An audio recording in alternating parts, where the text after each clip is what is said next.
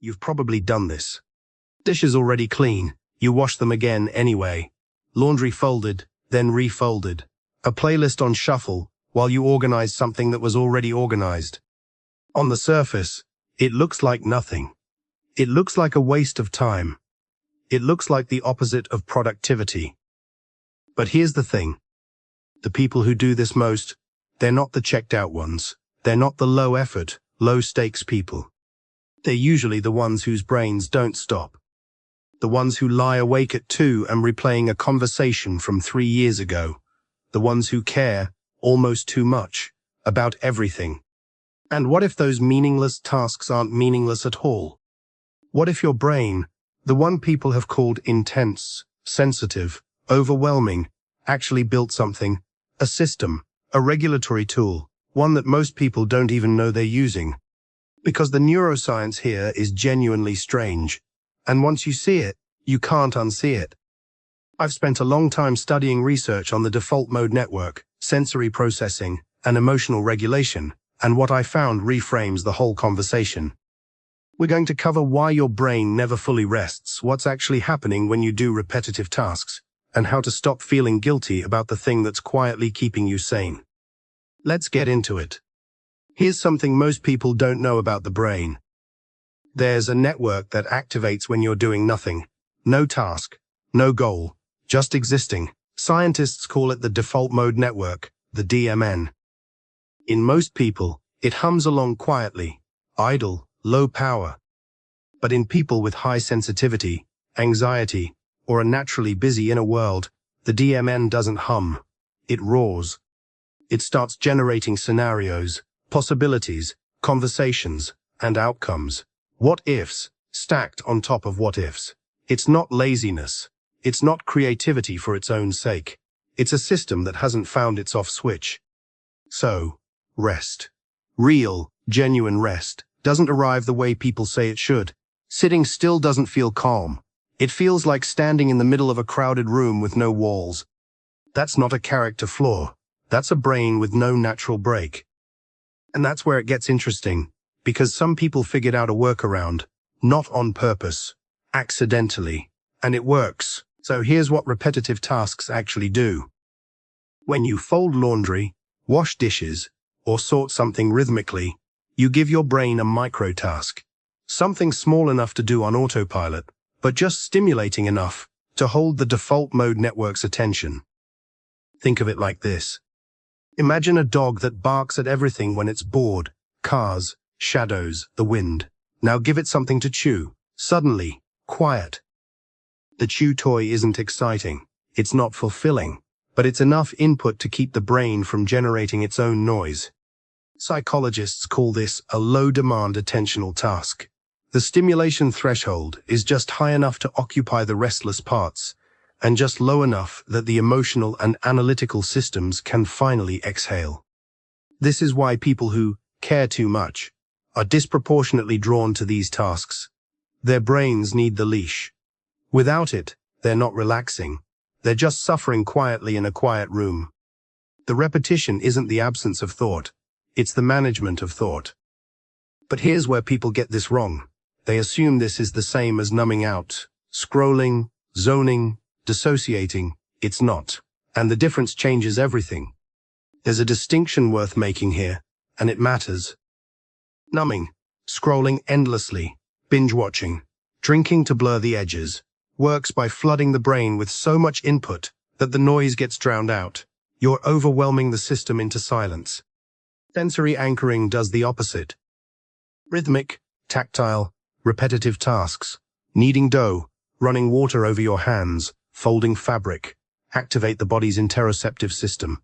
That's the system that reads signals from inside your body, heartbeat, breath, the pressure of your feet on the floor. When you anchor to physical sensation in rhythm, even a simple, boring one, your nervous system receives what researchers call a bottom-up regulation signal. Your body tells your brain, you're safe, you're here, this is real. It's not sedation, it's grounding. Numbing closes a door. Repetitive tasks open a window. And that difference shows up in how you feel afterward. Numbing leaves you foggy, a little ashamed, vaguely worse.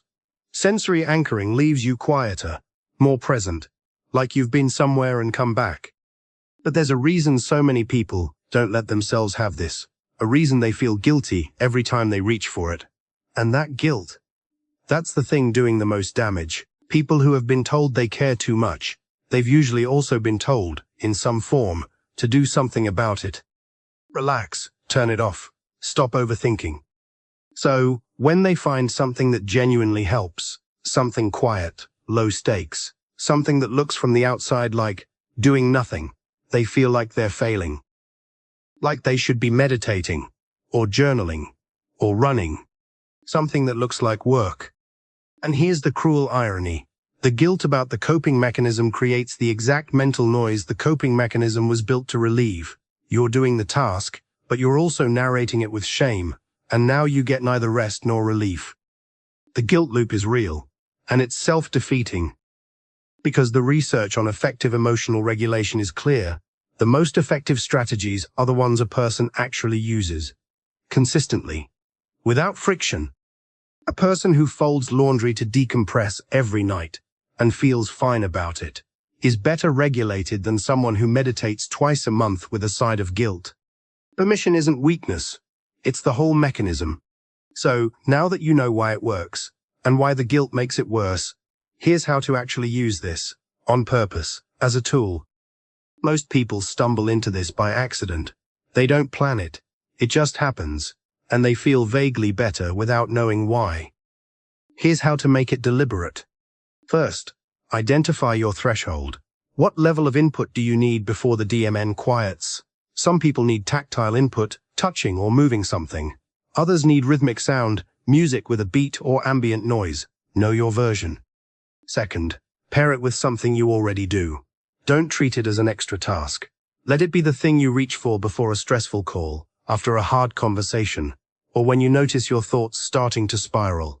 Use it as punctuation between high-demand moments. Third, protect it from narrative. The moment you start analyzing the task, judging yourself for doing it, planning what comes next, or rehearsing something, you've left the window and closed the door. The value is in the rhythm itself. Let it be boring. That's the point. This isn't a productivity hack. It's a maintenance practice. Like sleep or water. And the people who do it without guilt, they tend to be more present in the things that matter, not less. If you've ever tried to explain to someone why you clean when you're stressed, or why you reorganize a drawer at midnight, and they looked at you like you were strange, it's probably because no one gave you the language for it. There's a lot more of this kind of framework, where behavior that looks odd on the surface turns out to be the brain doing something quite precise. If that interests you, I've been going deeper into these. It's not self-help in the usual sense. It's more like a translation guide for the way some brains actually work. Now let's close this out. So here's what we covered. Your brain, if it runs loud, doesn't rest by doing nothing. Doing nothing is the noise. Repetitive tasks give the default mode network just enough to hold on to. They anchor the nervous system through sensation and rhythm. They're not numbing, they're regulating. And they work when you let them. The guilt is the only part that doesn't serve you. You didn't develop this by accident. Some part of you at some point figured out that the laundry calmed the loop and kept coming back. That's not avoidance. That's adaptation. The brain that people call too much, it found a way.